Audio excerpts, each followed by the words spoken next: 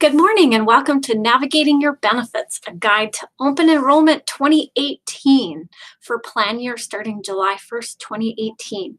This is Andrea Lightfoot-Bassan from the Employee Service Center, representing the benefits staff for you here today.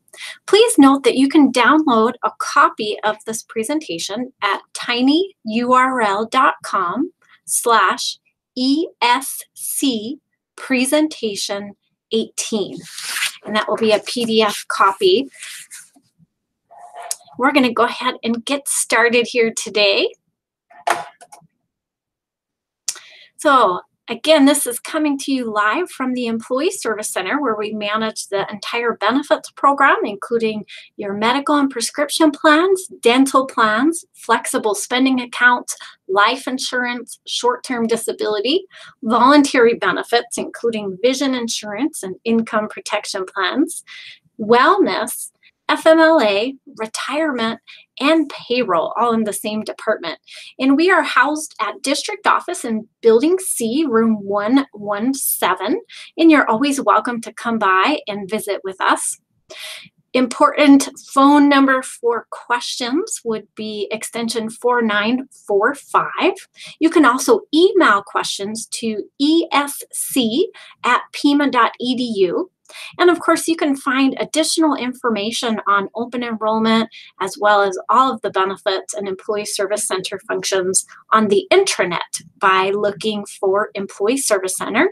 Or if you go directly to log into My PIMA and go to the At Work tab, you can also get additional information about benefits and the other resources that you see here. So the exciting news for this year's open enrollment is that there are no medical plan rate changes. Something always good to hear, so I'm excited to be able to share that with everybody. And we do have some new offerings as well. So on the medical plan, we'll talk about each of these in a little bit more detail here.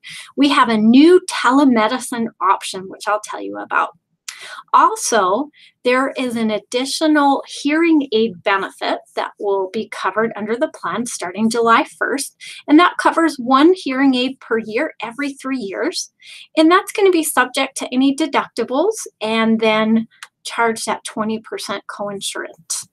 One other important change to note is that any old HRAs or health reimbursement accounts that were associated with the PPO plans are being discontinued. With the prescription plans, we're excited to announce another new great benefit, the opportunity to use the Smart 90 program and fill your 90-day prescriptions locally at a Walgreens. And that's in addition to the 90-day mail order option. We'll talk a little bit more about that. And there's just a note on the dental plans. There are a few changes to the rates, very small increase on EDS and a very small decrease on the Delta Dental. So you'll see those rates as we get into that a little bit further. I'd like to take this opportunity to remind everybody about the PIMA Healthy Rewards program, because that gives you a great benefit by offering you a discount in the premiums you pay on your medical plans if you're on the EPO or the PPO, or allows you to earn additional money in your health savings account if you're on one of the high deductible health plans. So just a quick review, and you can find a lot more information on the intranet under Employee Service Center Wellness on this. It's really easy to earn $260 by earning 9 points in the Healthy Blue portal, and that is the portal accessible at azblue.com. You do 3 items and record completion of those items in the Healthy Blue portal. One is to participate in a health screening. We have lots of options coming up on campuses as well as at a local laboratory, or you might participate at your physician's office. Step 1. Step 2, once you get your results, you go online and take the My Blueprint Health Assessment on the portal site. And then number 3, you complete and record completion of one local employer activity. And that is basically a PCC wellness program activity that's designated on the list as qualifying activities. And one of those could even be certifying that you are tobacco free. So again, more information on the intranet for that. Now, if you've been perhaps participating in wellness activities and screenings throughout the year, you're probably on track to earn $500 by earning 20 points in the Healthy Blue portal. So that consists of those same 3 steps and then picking and choosing your own preventive screenings and wellness activities throughout the year. Remember, the deadline is May 31st, so everything must be completed and recorded in the Healthy Blue portal by May 31st. And then you'll see those rewards applied to your July 1st medical plans, and a new earning period will start again. So you'll always have an annual opportunity to earn those. So let's move on to our medical plan options. Just an overview here, we do have 4 different medical plan options available to you. We'll start with our basic high deductible health plan, or HDHP, that comes with a health savings account. And that is our default plan, the one in which everyone is enrolled if nothing else is chosen or you don't decide to waive. Then we have a buy-up high deductible health plan option, also with a health savings account. We have our PPO, or Preferred Provider Organization plan, and our EPO, which is Exclusive Provider or In-Network Only plan. We're going to look at each of these in detail, but it's important to note that all of the plans include wellness and preventive services, as well as prescription coverage that is offered through Express Scripts. So I mentioned that we will all have access to telemedicine program. This is called the Blue Care Anywhere program. It will be available July 1st, and you'll be able to access anytime, anywhere, an appointment either pretty soon after logging in or scheduled a little bit later on. That's a telemedicine benefit. So that's basically kind of a doctor by phone.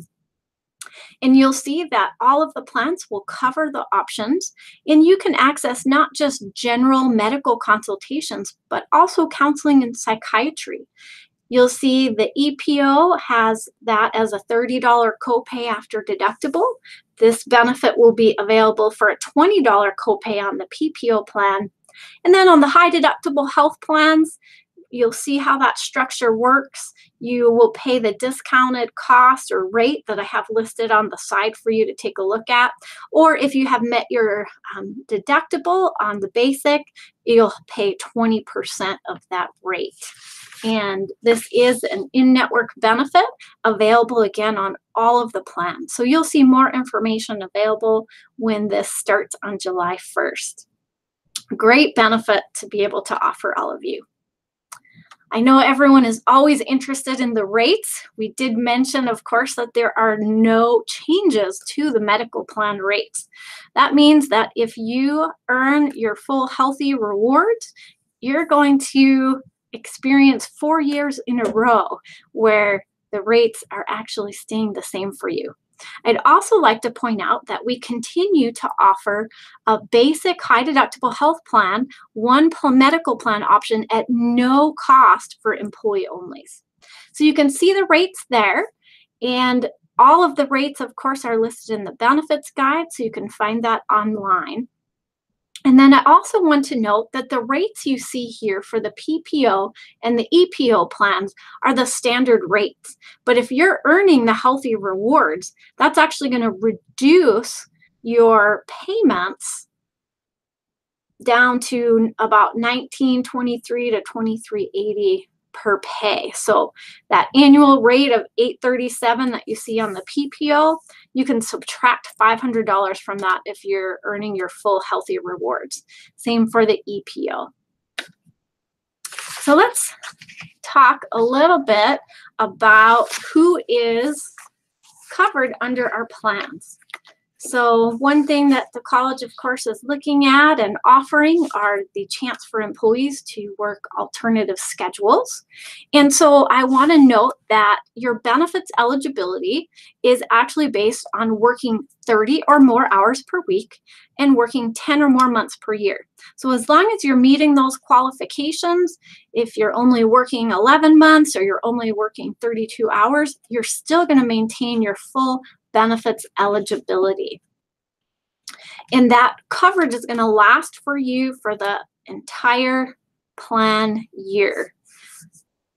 Now, your rate per pay period, we typically list as 26 or 21. Yours might be a little bit different depending on your pay schedule, but please note that even if there are changes to your hours per week or month's work, you're going to maintain that full benefits coverage. And that actually should say through June 30th, so the entire year for you.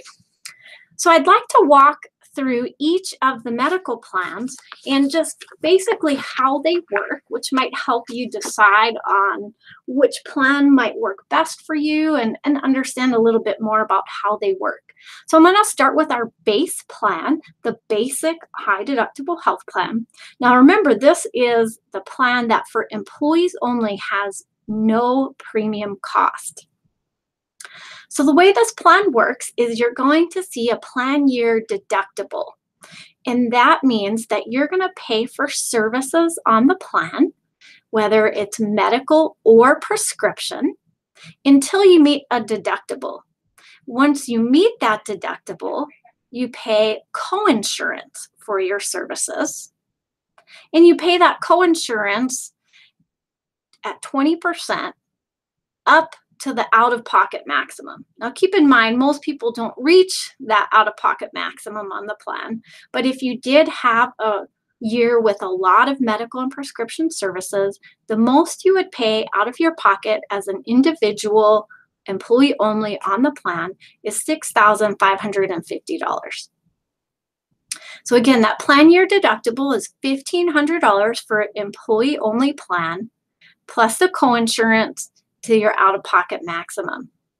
Now, you're going to see on plan year deductible a big or, because if you are on employee plus one or more, so that means employee plus spouse or employee plus child or employee plus family, you're going to actually have a $3,000 deductible.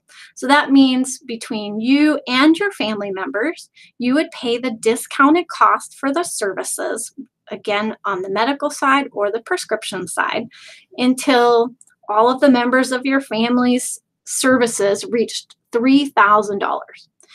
If you did reach that $3,000, then everyone would switch down to that coinsurance, meaning you'd pay 20% of the cost of the services, and then you would reach the out-of-pocket maximums.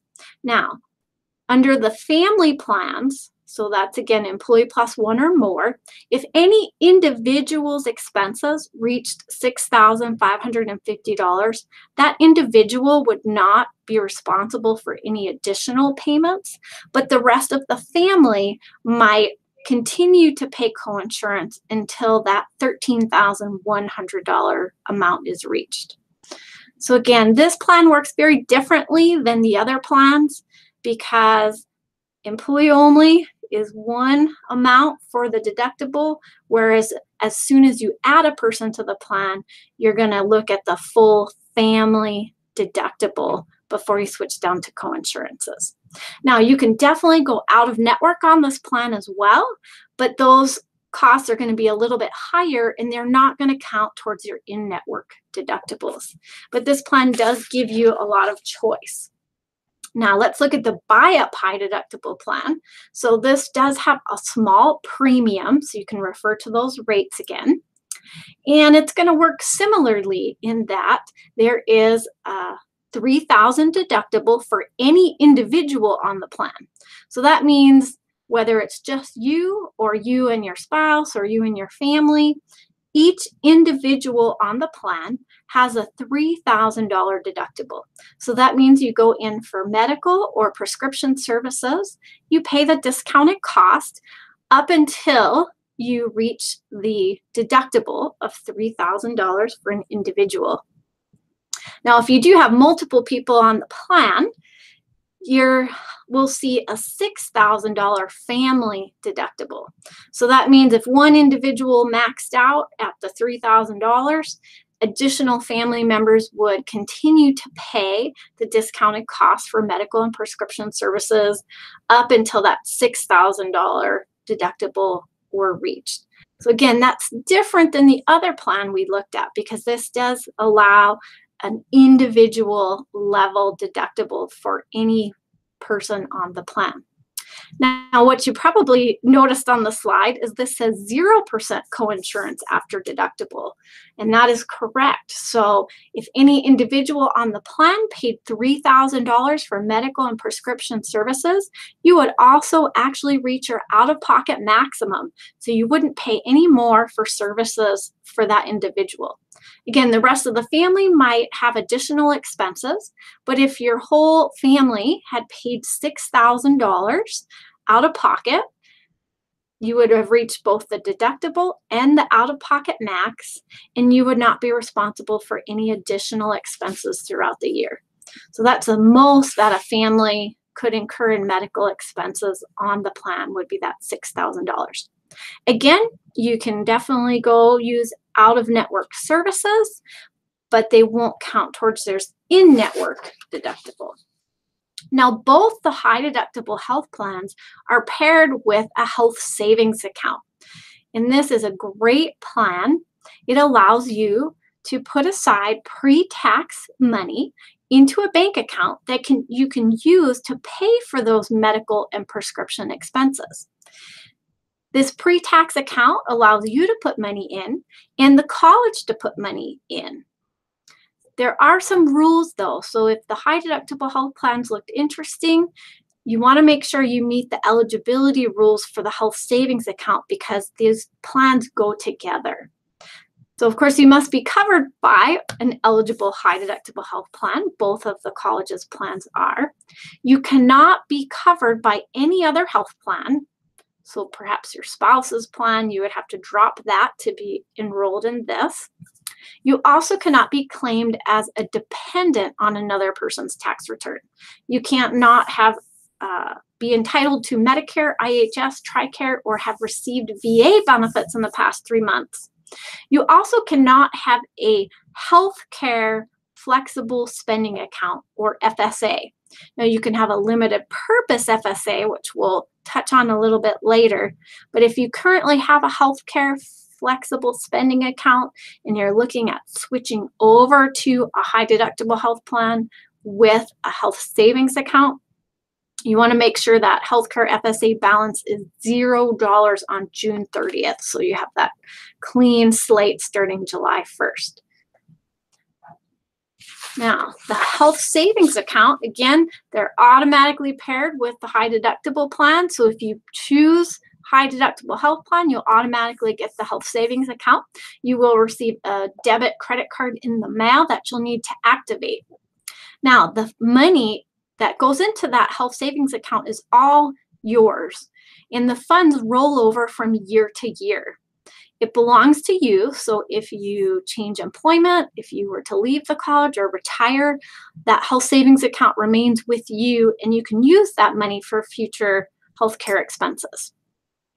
Now, the IRS does set a limit, in addition to the rules you saw, the limit on how much you and your employer can contribute each year into your HSA, and that is $3,450 for single, meaning employee only, or $6,850 for family. So if you have 2 people or more on the plan, you can contribute up to that family deductible.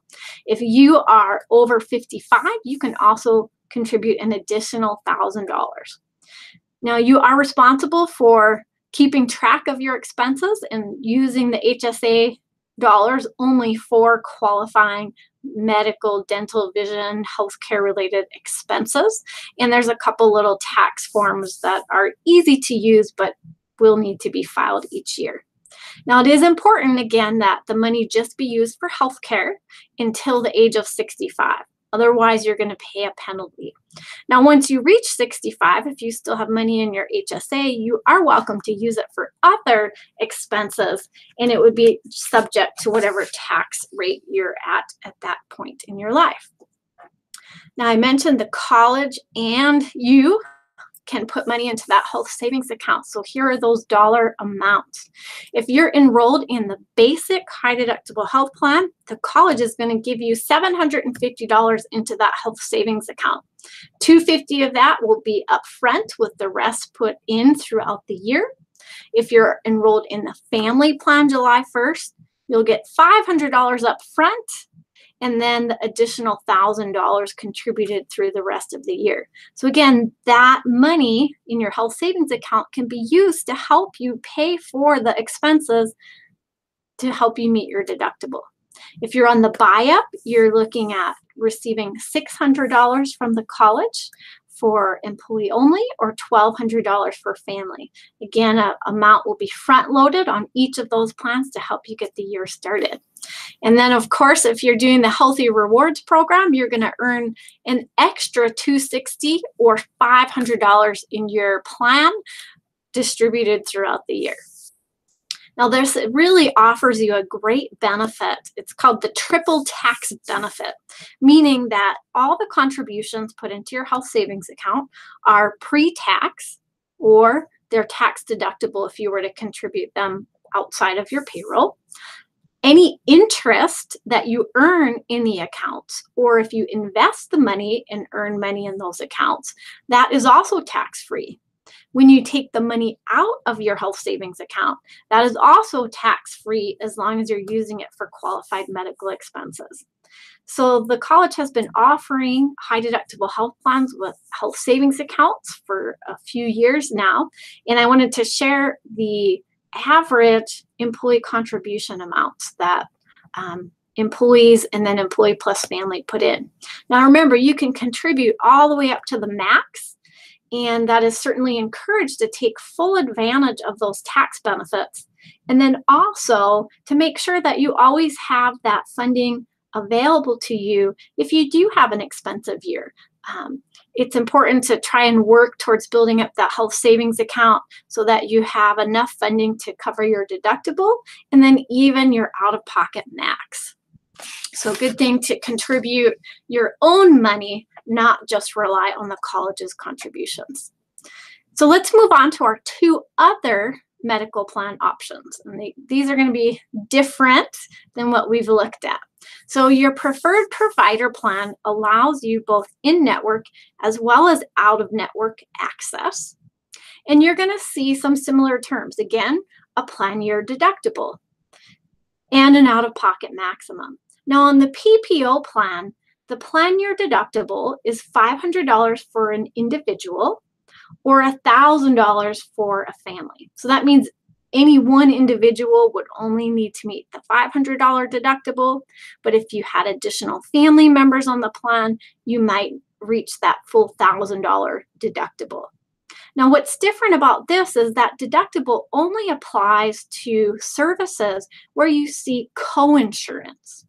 So, for example, hospital services, some other inpatient, outpatient services, you're going to find co-insurance listed. So for those, you would need to meet the deductible, and then you would pay 20% co-insurance in network for those services up until you reached an out-of-pocket maximum.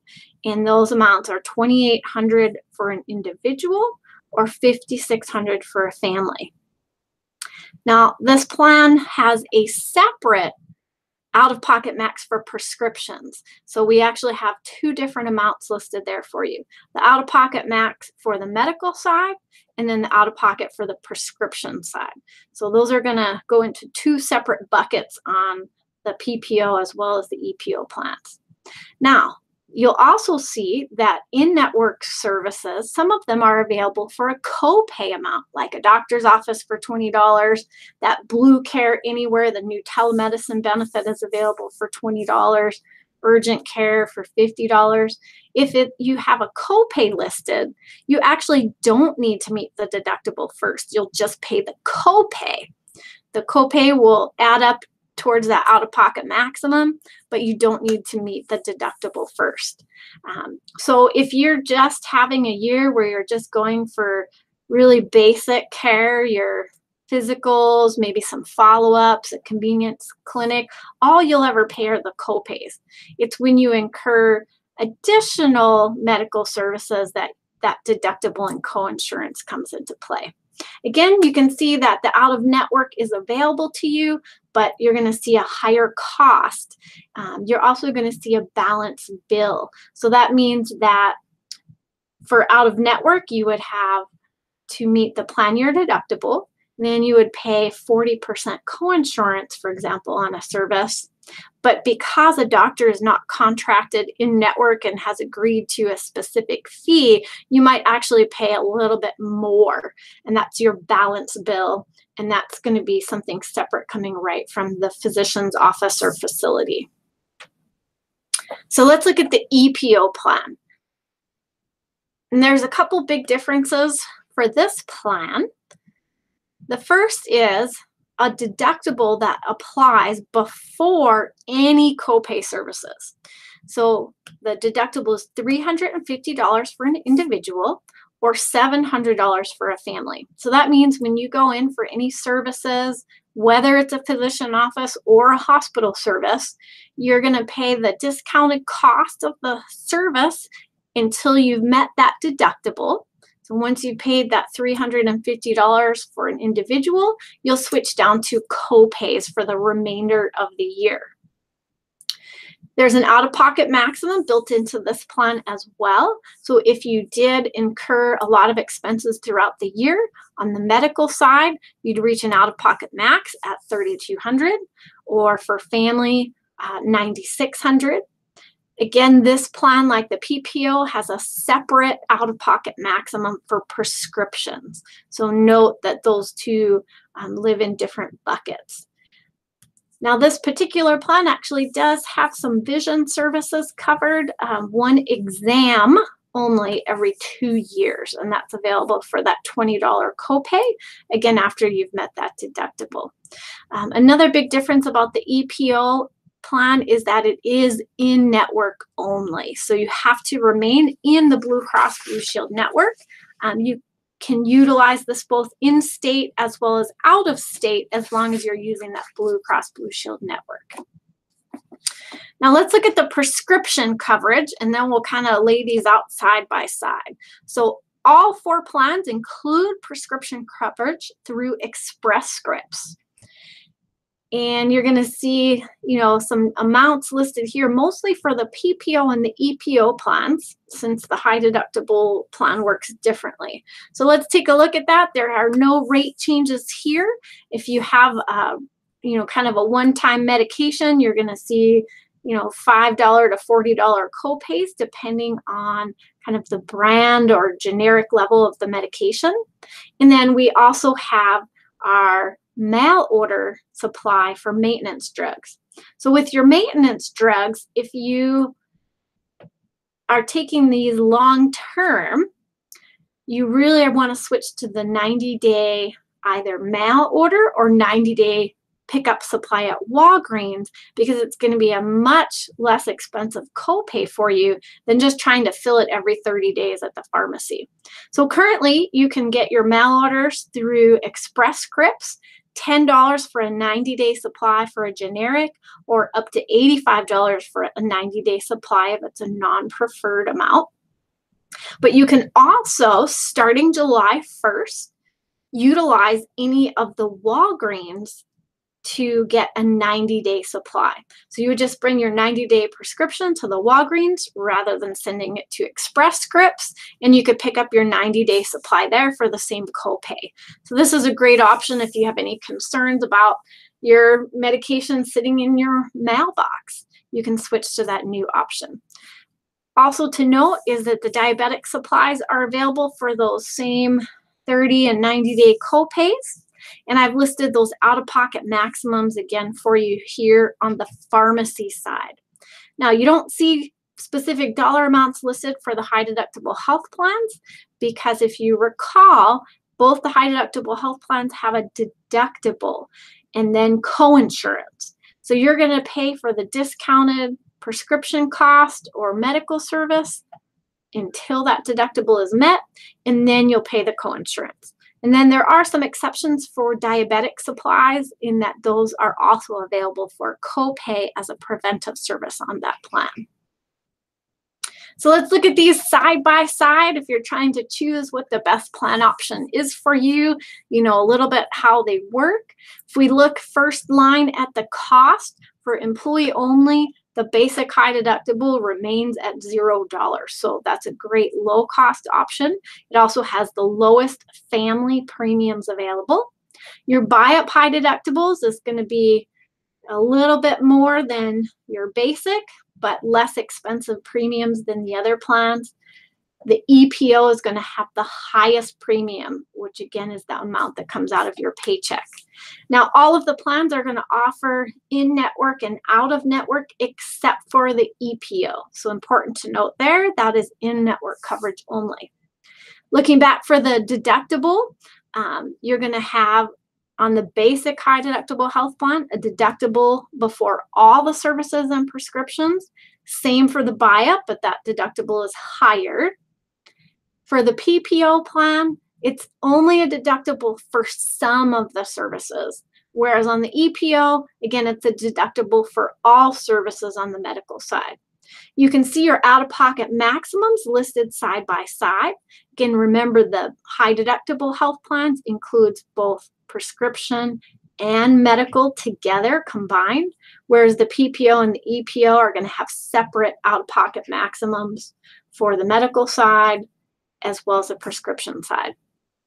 When we look at, coinsurance and copays after deductibles, your basic high deductible health plan does have a coinsurance after you've met the deductible. The buy-up plan has no coinsurance after you met the deductible. The PPO plan has copays for some services, and then for others, you're going to pay coinsurance after your deductible. And the EPO is copay only plan after deductible. When you look at the health savings account contributions, those, of course, only are paired with the high deductible health plans. The highest amount is given for that basic high deductible health plan. And so both of the high deductibles are eligible for health savings account.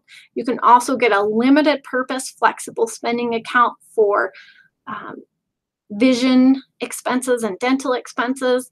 The PPO and the EPO plans allow you to also combine them with a healthcare flexible spending account, which we'll talk about in just a moment. So I want to show you an estimated benefits calculator.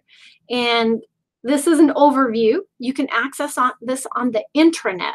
So log into My PIMA, click on intranet, go to Employee Service Center, open enrollment. You'll find this estimated benefits calculator, and it will allow you to compare each of the plans side by side for your own personal conditions. So you can put in there how many doctor's visits you think you might have during the year, how many prescriptions and what level, and it will kind of add up for you what your total out-of-pocket expenses are for a whole year. And hopefully that will allow you to compare them side by side, again, keeping in mind how the plans work.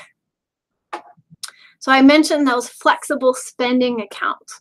So there's actually two different kinds.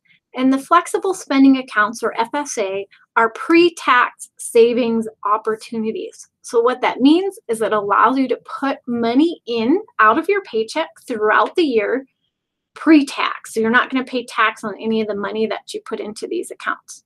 So we have our traditional healthcare FSA, and this is available only for the EPO and the PPO plans. But you can put up to $26.50 per year aside to use to pay for all your healthcare expenses, prescription, vision, dental, etc. Now, if you are on one of the high deductible health plans, you can open a limited purpose healthcare FSA and use that just for dental and vision expenses. Again, you can still put up to that $26.50, but it's important to be cautious with amounts put into these plans because they are use it or lose it plans. Now, with the healthcare FSA, It's also nice to note that even though you're putting money in throughout the year, the full amount that you've elected is actually available to you July 1st to utilize. You can also request a debit card to use at point of service, or you can just submit your claims online and there's no additional cost to do that. Now, your flexible spending account is also available for dependent daycare. In that, you can actually put up to $5,000 per year in there, and that is available to use for childcare expenses, typically for children under 13 or that have special needs. It can also be available for elder care and includes preschool and after school and summer day camp programs. Now, unlike the healthcare FSA, the money is not available July 1st. It's going to be available to you throughout the year. So as you put money in, you can then pull that money back out. Again, both of these are use it or lose it plans. So you want to budget exactly how much you think you're going to use throughout the year and only put in that dollar amount. Now, you do get an additional 75 days after the end of the plan year. So after June 30th, you can have additional 75 days to incur expenses, and then another grace period up until December 15th to actually submit your receipts. Always good to submit as you go, though, and make sure that you're taking full advantage of those dollars. Last year, the college introduced the vision plan, so this remains available to you. And you can see the rates there. So for about $60 a year, you can get vision coverage, and that will give you an eye exam each year for a $10 copay in network, frames for $10, and lenses for $10. Some providers will actually put those together, so you might just pay $10 for both frames and lenses. Or you can choose contacts, and that copay will cover up to $110 allowance. There's a very large network available in the area that you can find on Avisas's website. Or if you have a vision provider that you really prefer that is out of network, you still have an advantage to that, and you will get reimbursements along the way if you go out of network. So also listed there, you can see the Employee Plus One and Employee Plus Family plans. And there are also LASIK discounts available. Also, just to note, Walmart and Costco are in networks, and those cover frames up to about $50+ under that $10 copay, which is a little bit more than some of your other allowances. So you can find more information about the Avisas plan and any additional cost for buy-up frames or specialty lenses on the intranet or at the benefits fairs. So let's look briefly at the dental plans. So the college continues to offer you two options. One is the EDS, Employer Dental Service. With that plan, you actually have to choose a primary care dentist, and they are only available in Arizona. But once you've chosen that dentist, you can go see them for a very small office visit copay, and then a discount fee schedule for all the services. And again, you can look at that on the internet or pick that up at the benefits fair and get a fee schedule for all the services. There's also a specialist discount and braces discount available, and there's no maximum. So if you need a lot of dental services in a particular year, you can continue to get that discount fee on all of the services. There are also some vision care discounts available through the plan. The college continues to offer that plan for employee only at no cost. And then you can see the Employee Plus One and family rates listed there. Those went up about 11 to 20 cents per pay period. So very, very small increase. Now, if you prefer to choose your dentist, you can do that on the Delta Dental plan. There are a couple different options. You have an in-network listing and then a dental premier listing. the cheapest rates are going to be in your in-network, and then you also get really good rates in the Dental Premier. Of course, you can use any dentist at all, though, and you'll still have coverage. Might just cost a little bit more. Now, on that plan, similar to the medical side, there's a deductible that's met before you see coverage at a percentage. That is $25 for an individual or $75 for a family.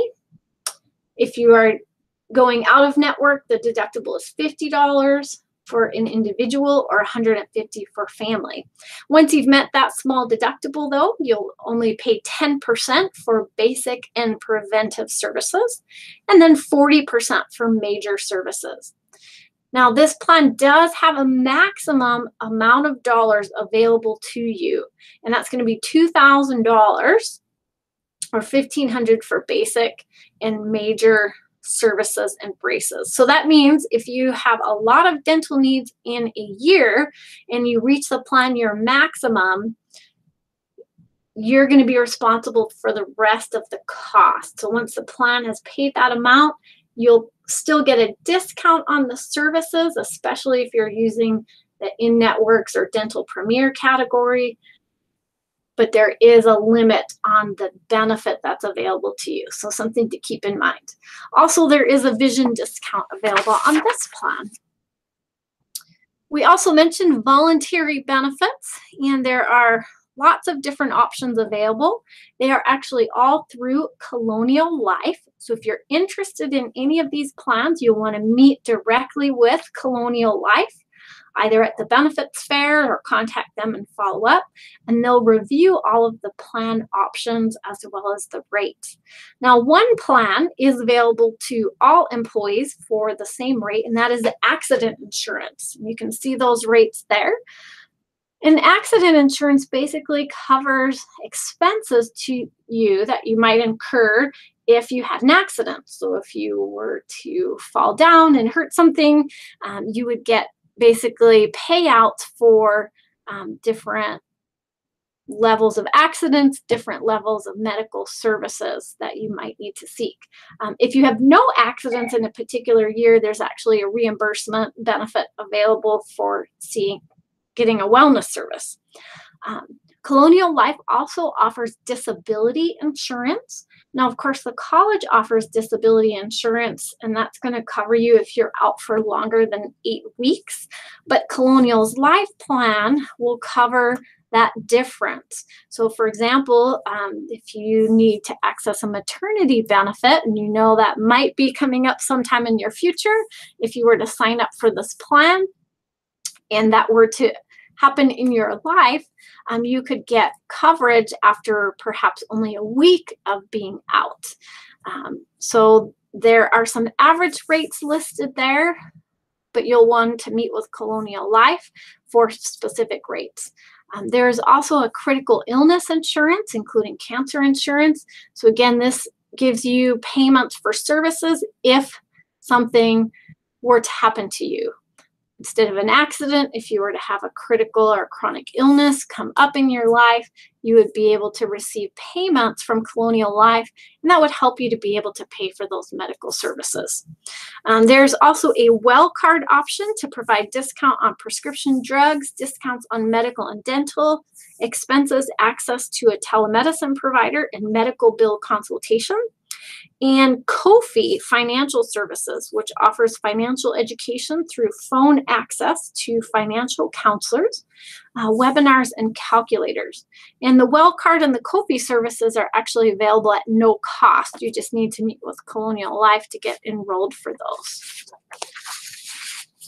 The college offers to all employees, not just those that are benefit eligible, but everybody who works here, confidential, no-cost assistance for a whole different list of issues that might come up, whether it's stress, family, work-related concerns, relationship, financial problems. Every employee has confidential access to up to 6 in-person sessions with a local counselor. There's also a lot of online resources and tools available on work life, wellness, legal, and financial services. Again, this is confidential and available at no cost to you. And you can get up to 6 in-person sessions for any issue that comes up. And if you were to have multiple issues throughout the year, you could certainly take advantage of additional services. The college also offers to all employees life insurance coverage that is 1.5 times your base annual salary, and also includes accidental death and dismemberment, or AD&D coverage. And then you might also choose to enroll in additional optional employee insurance, spouse insurance, or child life insurance. And there are some special open enrollment rules I'll go over with you in a moment. The college, again, also offers that short-term disability. So if you were to have something that affected you and then you were out for longer than 8 weeks, you would have that coverage. That is available to you at no cost. The college covers the entire premium for that short-term disability. Those of you who are on ASRS also have access to long-term disability. And then we also have access to additional supplemental retirement plans. There are 403B plans available through Fidelity, TIAA, and VALIC, and a 457 plan through VALIC and Nationwide. Those are going to give you additional opportunities on top of ASRS to put aside pre-tax money for your retirement savings. Now, I mentioned the life insurance has some special open enrollment rules. So at open enrollment, you might use the opportunity to increase your coverage for yourself or your spouse. Now, for most of the cases, if you are requesting additional coverage, you're going to be subject to EOI, or evidence of insurability. So that means you're going to fill out a medical questionnaire and submit it directly to Securian. However, at open enrollment time, if you do already have employee optional life insurance, you can increase it by $10,000 with no EOI if the total you're requesting is under $100,000. You can also request an additional $5,000 of spouse life insurance without that medical questionnaire if the spouse insurance amount remains under $25,000 and that amount does not exceed 50% of your total approved amount. So this is a good opportunity to, bump up your coverage a little bit if you're interested in that. So now that we've kind of done a basic review of all of the plans, I'm sure you want to get more information or perhaps take action. So the official dates when you can make changes to your plans runs April 16th through April 30th. And of course, those benefits are going to be effective July 1st. We have benefits fairs coming up April 18th, 19th, and 20th. You can also find this list on the intranet. Come by, ask your questions. The Employee Service Center will be there, and most of the providers will be there. So it's your chance to really get all your questions answered. Just plan to come to one of these fairs. Now, if you do want to make changes to your benefits, you can do that online through Banner Self-Service. Please use the how-to guide to help you walk through that system and complete your online enrollment. Or you can also get paper forms from the intranet, fill those out, and submit those to the Employee Service Center. Important to note, if you have a flexible spending account, you must re-enroll every year.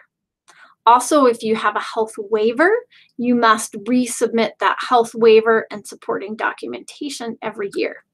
Now, if you decide that you do not want to make any changes, you don't have an FSA, you just want to keep everything the way it is, you can do nothing, and everything that you have right now will roll over.